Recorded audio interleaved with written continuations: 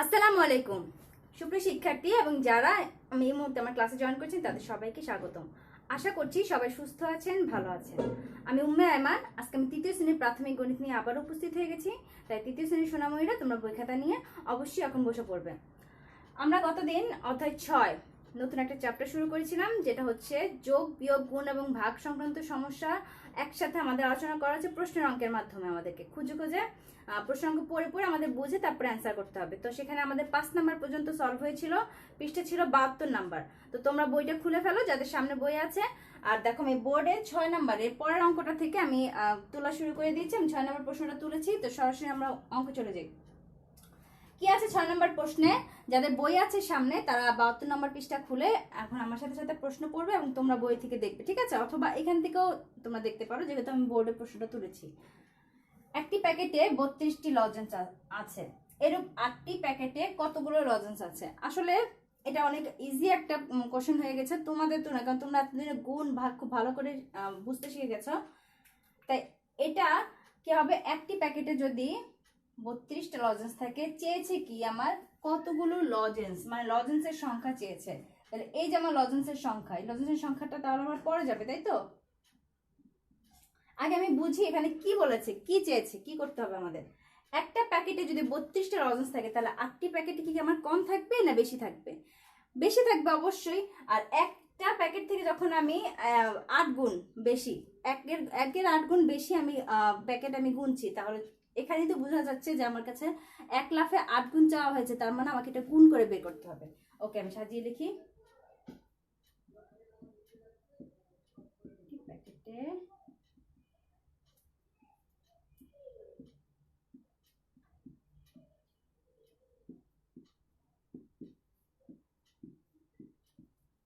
সুতরাং 8টি প্যাকেটে আমি ডট ডট দিয়ে গেলাম। এই চিহ্ন মানে হচ্ছে টি এর জায়গায় এখানেও টি আছে, ঠিক আছে? একই একই জিনিস বসেছে।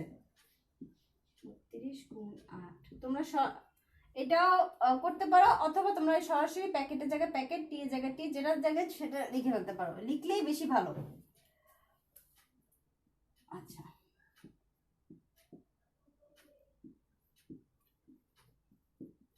8 দিয়ে 2 কে গুণ করলে 8 দুগুণে 16, 6 হাতে হচ্ছে 1, এরা 24 আর একে হচ্ছে 25।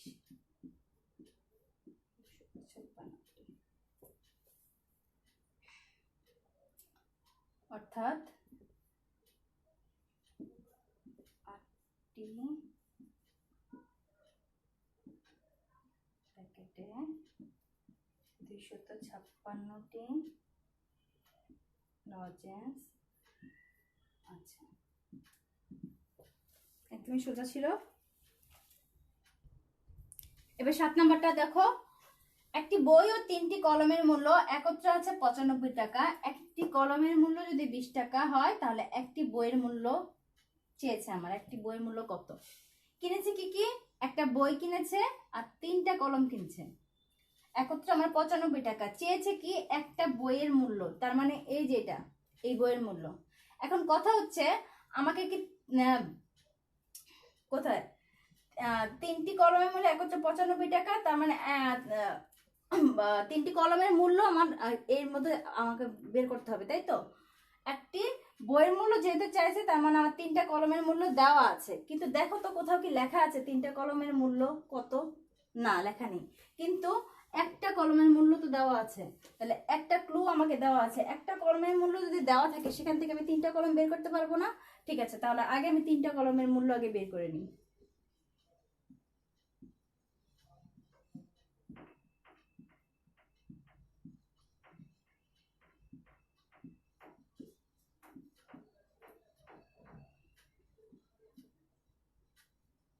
কত?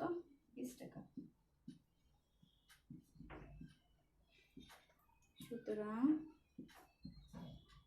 3টি কলমের মূল্য 20 গুণ 3 টাকা। 3 বেশি কত হয়? 60 টাকা। 3টি কলমের মূল্য পেলাম, তার মানে 3টি কলমের মূল্য আমি এখানে পেয়েছি। তার একসাথে আমার দুইটার দাম দেওয়া আছে না, কত? 95 টাকা। এই 95 টাকাটা কিসের মূল্য? একটা বই আর 3টা কলমের একসাথে মূল্য। এখন 3টা কলমের মূল্য আমি জানি না, তাহলে এই পুরা মোটটা থেকে আমি যদি শুধু এই 3টা কলমের মূল্য আমি বের করে দেই, বাদ দিয়ে দেই, তাহলে আবার কি বাকি থাকবে? একটা বইয়ের দাম থাকবে না, সেটাই তো চাওয়া হয়েছে।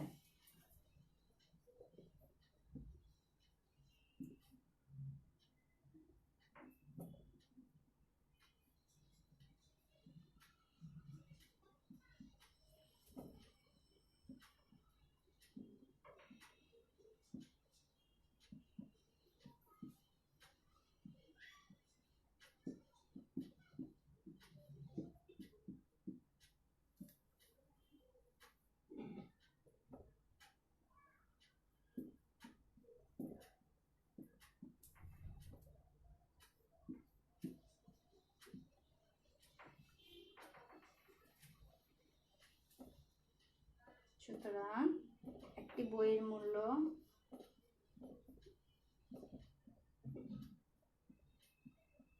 করতে হবে। কিভাবে বের করব? মোট যেটা আছে একসাথে যেটা, সেখান থেকে আমার 3টা কলমের মূল্য আমাকে কি বিয়োগ করতে হবে, বাদ দিতে হবে। 5 থেকে 0 বিয়োগ দিলে 5, 9 থেকে 6 বিয়োগ দিলে 3, 35 টাকা। অর্থাৎ একটি বইয়ের মূল্য 35 টাকা। ঠিক আছে, অর্থাৎ দিয়ে তোমরা এই কথাটা লিখে ফেলবে। 8 নাম্বারটা দেখো, 83টি আম ছিল। কয়টি? 83টি আম ছিল। রেজায়ের থেকে 6টি আম সে নিয়ে নিল। নিল মানে কি? কমে গেল, তাই তো? 83 থেকে 6টা আম সে নিয়ে সে কমিয়ে ফেললো। এবং বাকি আম কোনগুলো বলো তো? যেটা 6টা নেওয়ার পরে যে সংখ্যাটা থাকবে সেটা বাকি আম।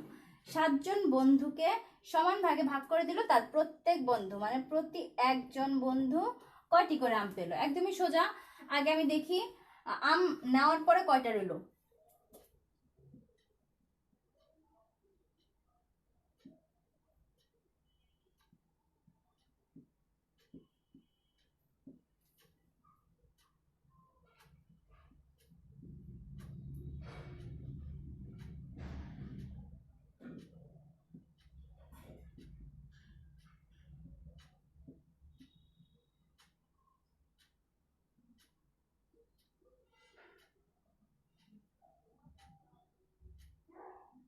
ছয়টি।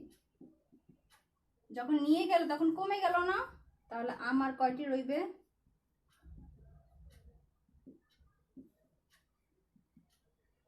বিয়োগ করি। উপরে 3, নিচে 6, তার মানে এখান থেকে আমার এক ধার নিয়ে এটাকে নিতে হবে 13, আর এটা তখন হয়ে যাবে 7। 13 থেকে 6কে বাদ দিতে হবে। 6 এর পরে 7, 8, 9, 10, 11, 12, 13, 7। হাতে কিছু 7-এর জায়গায় নিচে কিছু নাই, তার মানে 7-এর জায়গায় 7ই বসবে। 77টি। এই 77টা আমি হচ্ছে বাকি আম। এই বাকি আমগুলোকে সে কি করবে? 7 জন বন্ধুকে আবার সমানভাবে ভাগ করে দিবে। তার প্রত্যেক বন্ধুকে, তার মানে আমাকে কি ভাগ করতে হবে, তাই তো? এই আমটাকে আমার 7 জন বন্ধুর মধ্যে আমাকে ভাগ করতে হবে। সুতরাং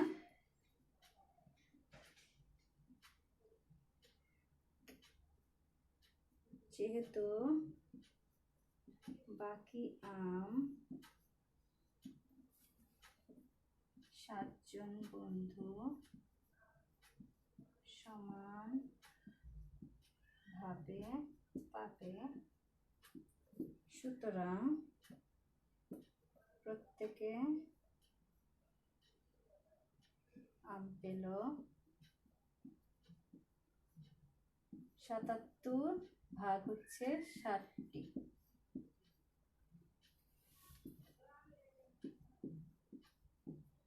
প্রথমে 7 নিলাম, 7কে একবার যায়, 7 একে 7। শূন্য না বসালেও চলে। এই 7টাকে এখন নামাবো।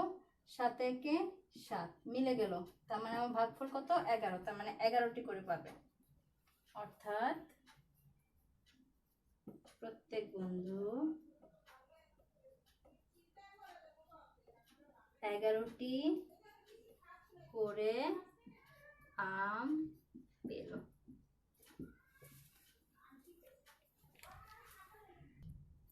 9 নম্বরটা পড়ি।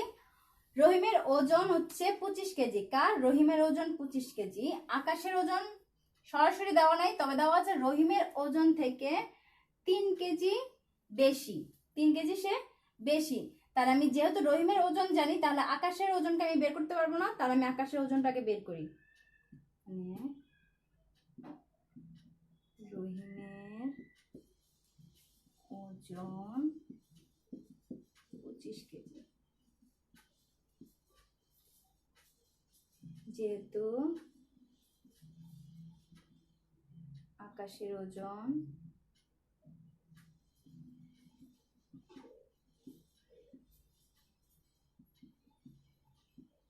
রহিমের চেয়ে 3 কেজি বেশি,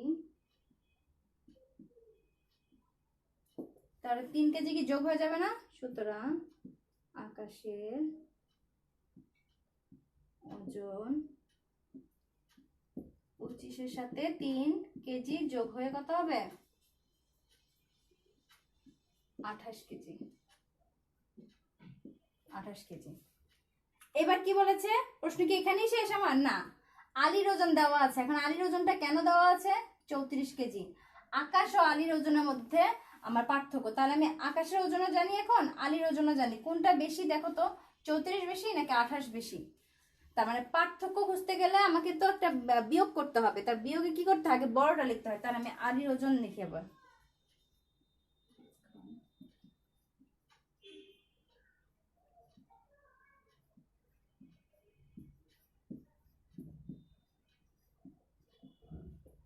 আর কি আকাশের ওজন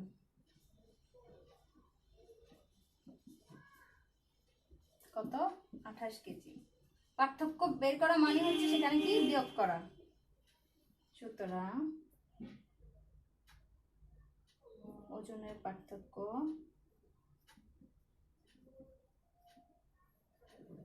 উপরে 4 নিচে 8, তাহলে এখান থেকে এক ধার নিয়ে আমি এটাকে 14 করলাম, এটা হয়ে গেল 2। 14 থেকে 8 বাদ দিব, 8-এর পরে 9 10 11 12 13 14 6। এই পাশে কি 2 থেকে 2 বাদ দিলে 0 হয়, 0 বাম পাশে না লিখলেও চলে। তাহলে 6 কেজি। আলীর ওজন 6 কেজি, তাদের ওজনের পার্থক্য কি? 6 কেজি। অর্থাৎ আকাশ ও আলীর ওজনের পার্থক্য 6 কেজি।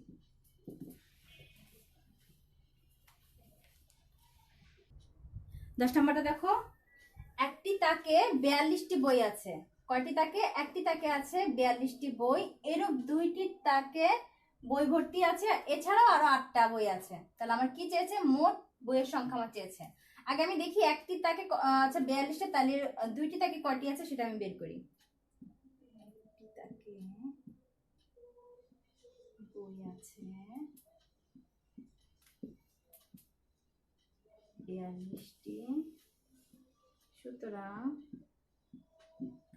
2 গুণ বাড়লো না, 1 থেকে 2-তে লাভ দিল, তার মানে এটা কি হবে?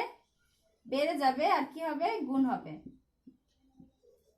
কার সাথে? 42-এর সাথে এই 2 কে গুণ করব। যখনই 1 থেকে আমার কয়েক গুণ বেড়ে যায়, সেটা 2 গুণ হোক, 3 গুণ হোক, 8 গুণ হোক, যত গুণই হোক, তখনই কি করতে হবে? আমাকে বেড়ে গেলে গুণ করতে হবে। 42-কে 2 দিয়ে, 2 দুগুণে 4, 4 দুগুণে 8, 84টি। এই 84টি কি আমার বই আছে? না, 2টি তাকে আছে, কিন্তু তারপরে তার 8টা বই রয়ে গেছে। তাহলে সুতরাং মোট বই আছে, এই 8টা বই যোগ করে দিতে হবে না সাথে?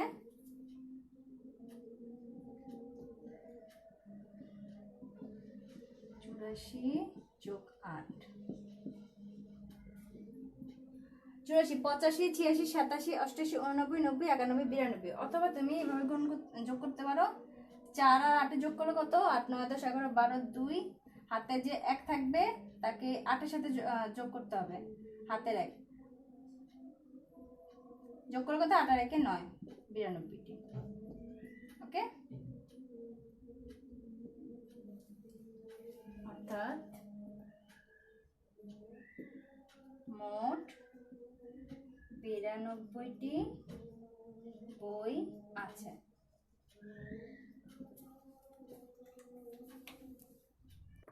11 নম্বরটা দেখি। 11 নম্বরটা একটু বোঝার বিষয় আছে, খুব মনোযোগ দিয়ে দেখো।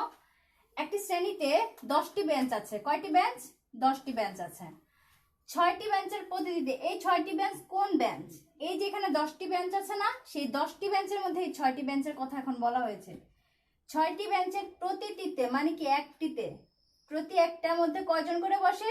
5 জন করে বসে, তাই তো? 5 জন করে শিক্ষার্থী বসতে পারে। বাকি 4, 6 আর 4 কত হয়? 10। তার মানে এই 10টা বেঞ্চের 6টা এখানে, বাকি 4টা এখানে। বাকি 4টি বেঞ্চের প্রতিটিতে মানে একটিতে কয়জন করে বসতে পারে? 4 জন করে শিক্ষার্থী বসতে পারে। 10টি বেঞ্চে মোট কতজন, মানে মোট শিক্ষার্থী চেয়েছে।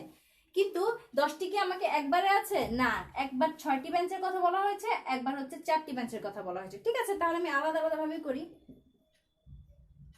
কি চেয়েছে আমার? শিক্ষার্থী, তাই তো? শিক্ষার্থী চেয়েছে, তাহলে শিক্ষার্থীর কথাটা আমার পড়া যাবে। কি আছে? 5 জন শিক্ষার্থী কি করে? একটি বেঞ্চে বসে।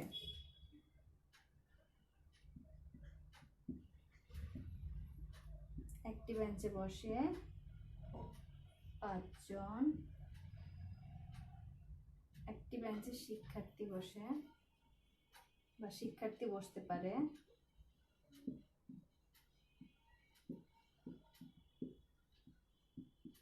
পাঁচজন। তাহলে কয়টি বেঞ্চের কথা আমি বলেছি? 6টি বেঞ্চ। 6টি বেঞ্চে শিক্ষার্থী বসতে পারে। 1 থেকে 6 গেছে, তার মানে গুণ হবে 5 6 কত? 30 জন। আবার এবার কয়টি? 4টি বেঞ্চের ক্ষেত্রে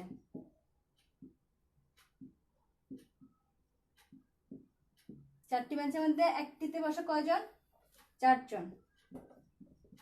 একটি বেঞ্চে শিক্ষার্থী বসতে পারে কয়জন? 4 জন। তাহলে একের জায়গায় কয় গুণ বাড়লো? কয় গুণ বাড়লো? 4 গুণ। তাহলে 4টি বেঞ্চে শিক্ষার্থী বসতে পারে, 4 দিয়ে 4 গুণ করলে কত? 16 জন। 4 4 16 জন। এখন আমি 6টি বেঞ্চে কয়জন বসতে পারে? 30 জন, আমি জানি, বের করেছি। 4টি বেঞ্চে কয়জন বসতে পারে? 16 জন। এই 6 আর 4 কি আলাদা আলাদা আছে না? কোনটা? এই 10টি বেঞ্চ চেয়েছি কি 10টি বেঞ্চের হিসাব। তাহলে সুতরাং 6 যোগ 4 সমান সমান 10টি বেঞ্চে শিক্ষার্থী বসতে পারে। এখানে কত? 30 জন, আর এখানে কত? 16 জন। একসাথে যোগ করে দেব, যোগ করলে কত হবে? 46 জন। ঠিক আছে, অর্থাৎ 10টি বেঞ্চে শিক্ষার্থী বসতে পারে 46 জন। 12 নম্বরটা দেখো। সুকুমার প্রতি মাসে মানে 1 মাসে কত টাকা পায়? 90 টাকা বৃত্তি পায়। তার 12 মাসের বৃত্তি থেকে সে রিনাকে কি দেয়? 95 টাকা দেয়। এই যে 12 মাসের সে বৃত্তি থেকে দেয়, 12 মাসের বৃত্তিতে সে কত টাকা পায় সেটা কি আমরা বের করতে পেরেছি? না, সেটাই তো আমরা জানি না আগে। তাহলে আমি সেটা আগে বের করি। সুকুমার 1 মাসে বৃত্তি পায় কত? 90 টাকা। তাহলে একের সাথে 12 গুণ বেড়ে গেল না? 12 মাসে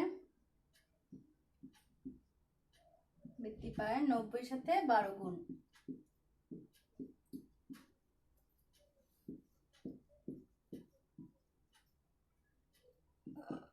2 দিয়ে 0 কে গুণ করলে 0, 9 দিয়ে 2 কে গুণ করে 9 দুগুণে 18। নিচে সূত্র মতো একটা 0, 1 দিয়ে 0 কে গুণ করলে 0, 9 একে 9, 8 9 একে 10, কত? 1080 টাকা। এখন কি বলছে? এই টাকা থেকে সে রিনাকে কত টাকা দেয়? 95 টাকা দেয়। তার কাছে আর কত টাকা অবশিষ্ট থাকে? সুতরাং রিনাকে দেওয়ার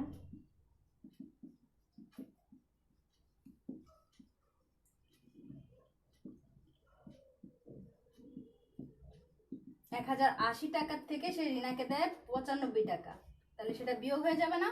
মানে বাদ হয়ে যাবে। এখন এই বিয়োগটা আমি একটু করি। এখানে 95 দিয়ে উপরে 0, নিচে 5, তাহলে এখান থেকে 1 ধার নিয়ে 10 করলাম, 10 থেকে 5 গেলে 5, এখানে থাকলো কি 7, এখন হচ্ছে 7, 7 থেকে 9 যাবে না, তাহলে এখান থেকে আবার 1 ধানে এটাকে 17 করলাম। না, বিয়োগটা এখানে না,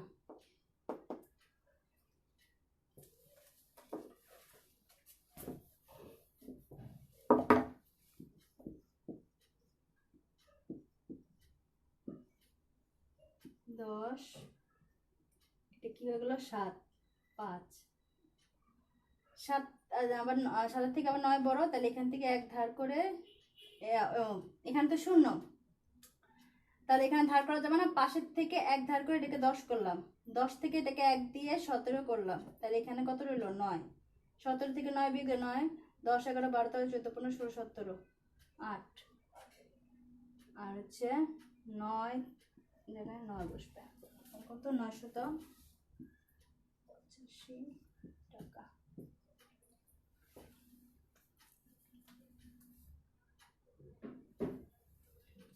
সুতরাং তার কাছে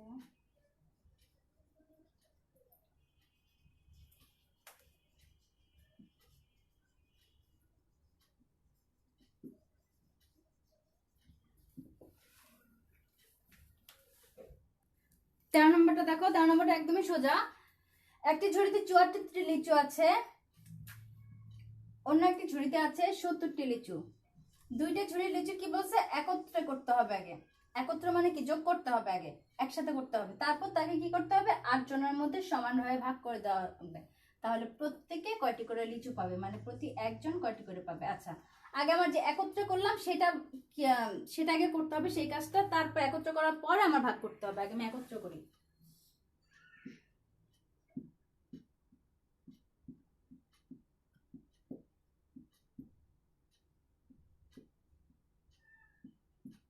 কত, 74টি।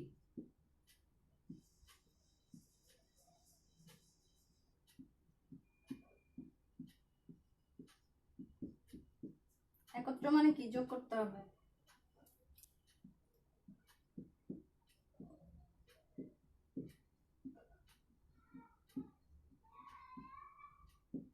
চার আর শূন্য যোগ করলে 4, 7 আর 7 যোগ করলে 14, 144টা যে আমি লিচু পেলাম সেটাকে কি করতে হবে, 8 জনের মধ্যে সমানভাবে ভাগ করতে হবে। যেহেতু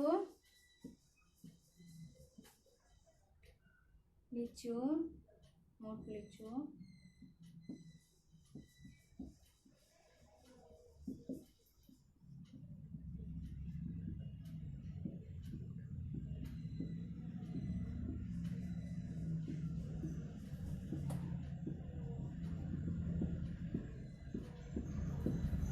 সুতরাং প্রত্যেকে লিচু পাবে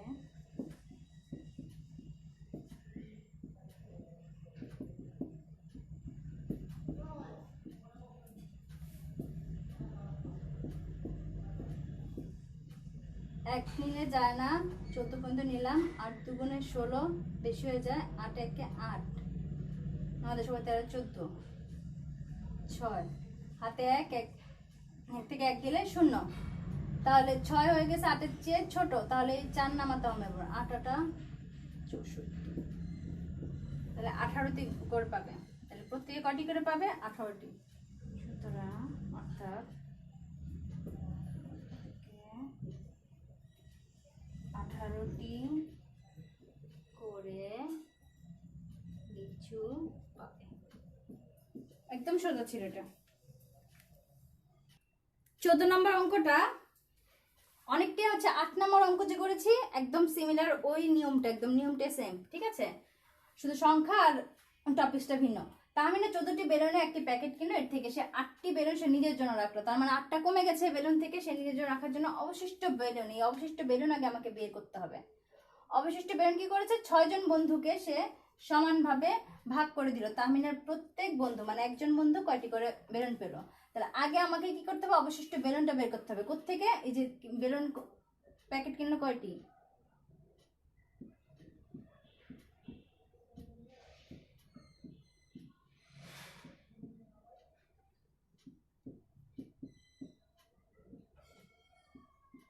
কয়টি বেলুনের প্যাকেট কিনেছে, 14টি। নিজের জন্য রাখছে কয়টি? নিজের জন্য রাখলো 8টি, তাহলে কমে যাবে না? 8টি প্যাকেট সে রাখলো। সুতরাং অবশিষ্ট বেলুন রইল, উপরে 4 ছোট, এখান থেকে 1 ধার নিয়ে সেটাকে 14 করলাম, তাহলে এটা হয়ে গেল 0। 14 থেকে 8, 8 9 10 11 12 13 14 6, 0 না নামালেও চলে। 6টি, এই 6টি বেলুন সে কি করবে? অবশিষ্ট 6 জন বন্ধুকে সে সমানভাবে ভাগ করে। ওকে, আমার প্রশ্ন তুলতে ভুল হয়ে গেছে। এখানে 50টি বেলুন, আরে 50টি বেলুন, 14 নাম্বার দেখে আমি 14 তুলে ফেলছি। আচ্ছা সমস্যা নেই, তাহলে আমার 50টা বেলুন থেকে আমার 8টা বেলুন বিয়োগ হবে, তাই তো?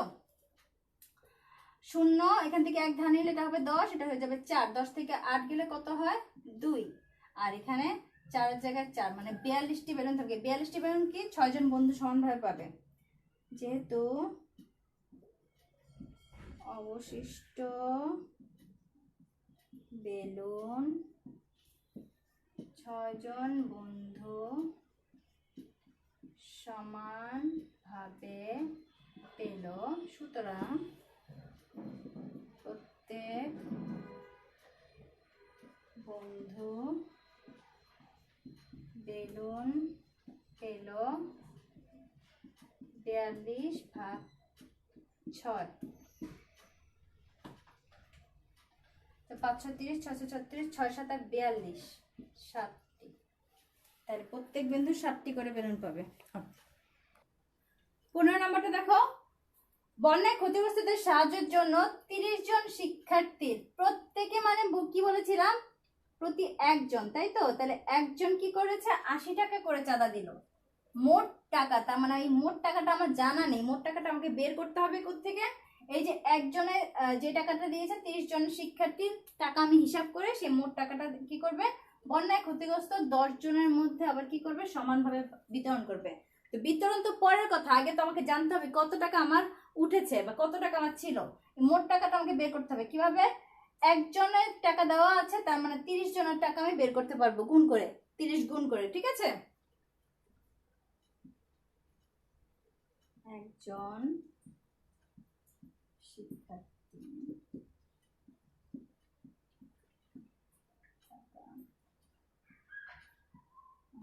চাঁদা 80 টাকা। সুতরাং 30 জন শিক্ষার্থী চাঁদা দেয়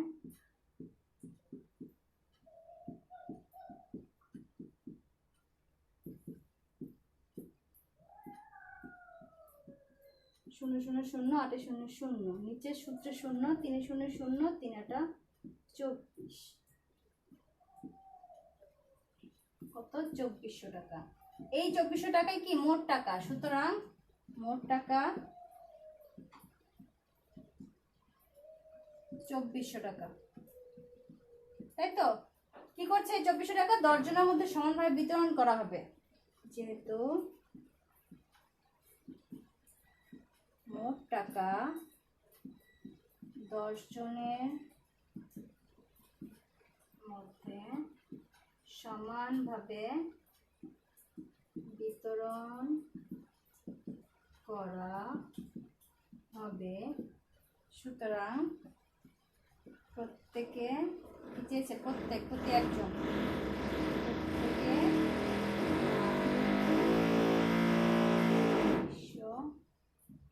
ভাগ কত? 10, তাই তো? 10 জনের মধ্যে এত টাকা।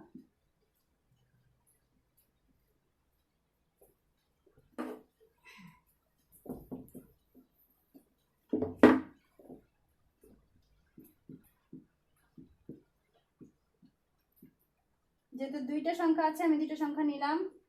এখানে 10 আছে, দুইটা সংখ্যা, তাই দুইটা সংখ্যা নিলাম। 2 বার যাবে, 10 দুগুণে 20, 4 4 যেহেতু 10 থেকে ছোট, তাহলে একটা 0 নামালাম, তাহলে কত হলো? 4 10 40। এটাও শূন্য, আরেকটা শূন্য আছে, সেই শূন্য নামালাম, 10-এর 0 0। ওকে, কত বেরোলো? 240। 240 টাকা। তার মানে প্রত্যেকে পাবে কত করে? 240 টাকা করে পাবে। 16 নম্বরটা দেখো, মায়ের বর্তমান বয়স পুত্রের বয়সের 3 গুণ। কি? মায়ের বর্তমান যে বয়সটা সেটা হচ্ছে তার ছেলের বয়সে বা পুত্রের বয়সের 3 গুণ যত হবে, তার মানে পুত্রের বয়স যত হবে তার 3 গুণ হবে মায়ের বয়স।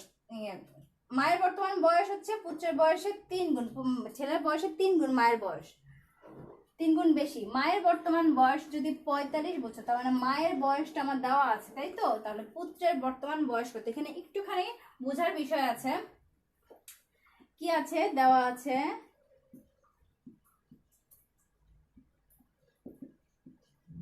মায়ের বর্তমান বয়স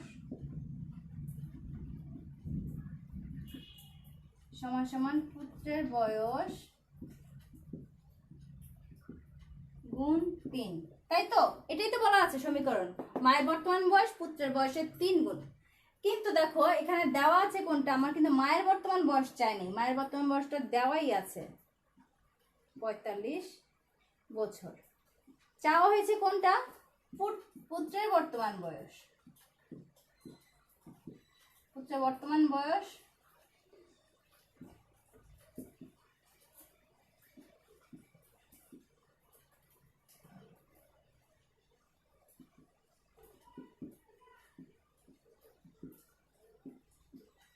এখন দেখো তো, আমার পুত্রের বয়সটা বের করতে হবে, তাই তো?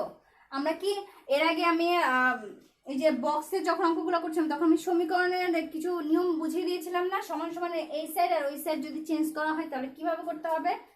চিহ্ন চেঞ্জ হয়ে যায়। আমি এক কাজ করি, এই পুরোটাকে এই পাশে আনি, এই পুরোটাকে ওই পাশে নিই।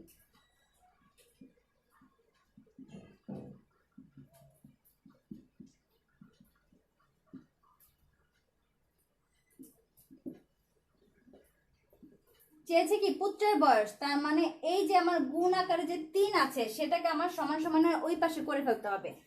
আছে কি আকারে? গুণ আকারে। এখন ওই পাশে গেলে আমার কি হবে? ভাগ হয়ে যাবে। গুণ থাকলে ভাগ হয়, ভাগ থাকলে গুণ হয়, বিয়োগ থাকলে যোগ হয়, যোগ থাকলে বিয়োগ হয়। এটা হচ্ছে সমান সমানের পক্ষান্তর করার সিস্টেম, ঠিক আছে? তাহলে পুত্রের বয়স সমান সমান 45, এই পাশে আমি ভাগ চেপে দিই, এভাবেও দিতে পারো অথবা তুমি এইভাবে দেখাতে পারো, এভাবেই দেখাও, এটাই ভালো।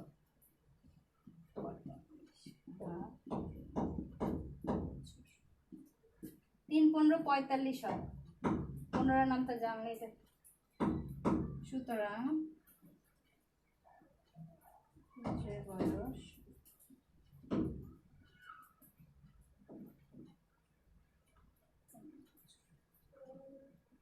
এই অঙ্কটা তুমি এইভাবে সমীকরণ দিয়ে না কেউ যদি সরাসরি এইভাবে দাও, যে দেওয়া আছে মায়ের বর্তমান বয়স সমান সমান পুত্রের বয়স গুণ 3 বছর, সুতরাং পুত্রের বয়স সমান সমান মায়ের বর্তমান বয়স ভাগ হচ্ছে 3, ঠিক আছে?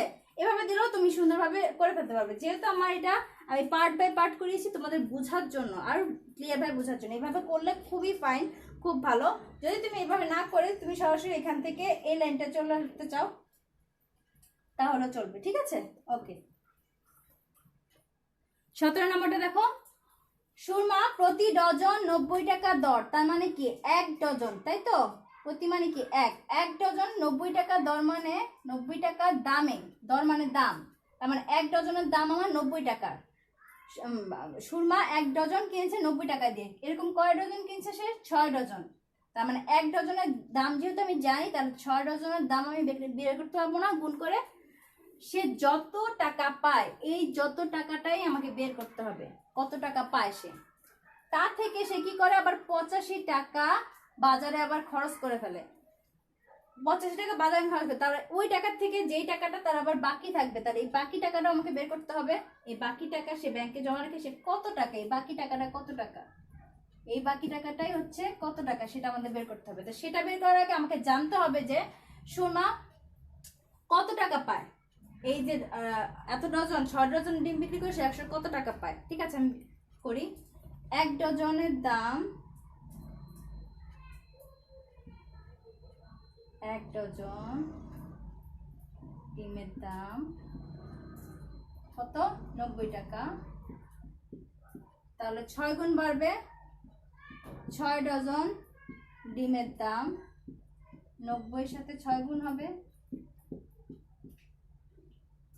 তাহলে কত? আমি পাশে লিখি না, নিচে লিখি। 6 নং 54, 540 টাকা। এই 540 টাকা কি সেই যে যত টাকা পায়, তাহলে এই যত টাকাটা কত টাকা? 540 টাকা, তাই তো? এই যত টাকাটা আসছে 540 টাকা, সেখান থেকে সে আবার কি করে? 85 টাকা বাজারে খরচ করে। আচ্ছা, সুরমা ডিম বিক্রি করে পায় 540 টাকা। তারপর কি? বাজারে খরচ করে 85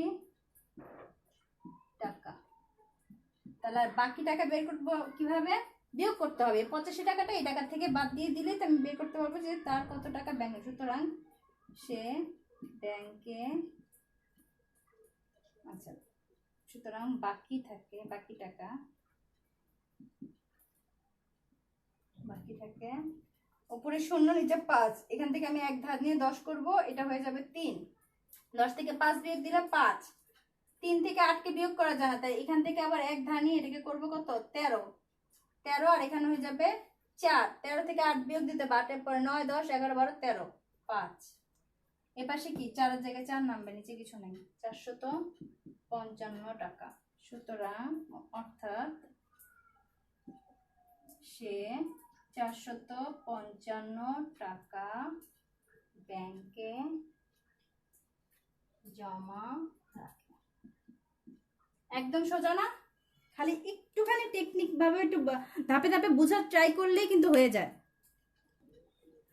লাস্ট ওয়ান, 18 নম্বরটা দেখো। পিতার বর্তমান বয়স কন্যার বয়সের কয় গুণ? 4 গুণ। তার মানে কন্যার বয়স যত হবে তার সাথে 4 গুণ করলে আমরা পিতার বয়স পাবো। 4 বছর পূর্বে কন্যার বয়স ছিল 6 বছর। তার মানে কন্যার বয়সটা আমার সরাসরি দেওয়া নাই, কিন্তু আমি কন্যার বয়সটা এখান থেকে আমি বের করতে পারবো। কন্যার বয়স ছিল কত? 4 বছর পূর্বে 6 বছর। তার মানে 4 বছর পূর্বে তার যদি 6 বছর হয়, তাহলে 4 বছর পরে তার 6 বছর আরো বাড়বে না? 6 বছরই থাকবে, 4 বছর পরে গিয়ে 6 এর সাথে 4 বছর তারও বাড়বে। ঠিক আছে, তাহলে আমি কন্যার বয়স বের করি। যেহেতু 4 বছর পূর্বে কন্যার বয়স ছিল কত? 6 বছর। সুতরাং কন্যার বর্তমান বয়স কি হবে? 6 বছরই থাকবে না 6 এর সাথে আরো 4 বছর যোগ হবে, বাড়বে? মানুষের বয়স কি এক জায়গায় থাকে? বাড়ে না? বা হচ্ছে কি 10 বছর। তার মানে আমি কন্যার বয়সটা পেলাম। এখন আমাকে কি বলেছে? পিতার বর্তমান বয়স চেয়েছে। তাহলে পিতার বর্তমান বয়স প্রশ্নে কি বলেছে? পিতার বর্তমান বয়স কন্যার বয়সের 4 গুণ। প্রশ্ন মতে পিতার বর্তমান বয়স সমান সমান কন্যার বয়স গুণ 4। কন্যার বয়স কত বেড়ে হয়েছে? বর্তমানে 10 বছর। তার সাথে 4 গুণ করলে বা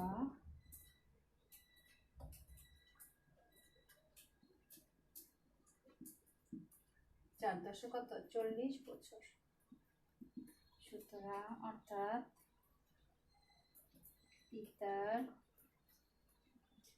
বর্তমান বয়স 40 বছর।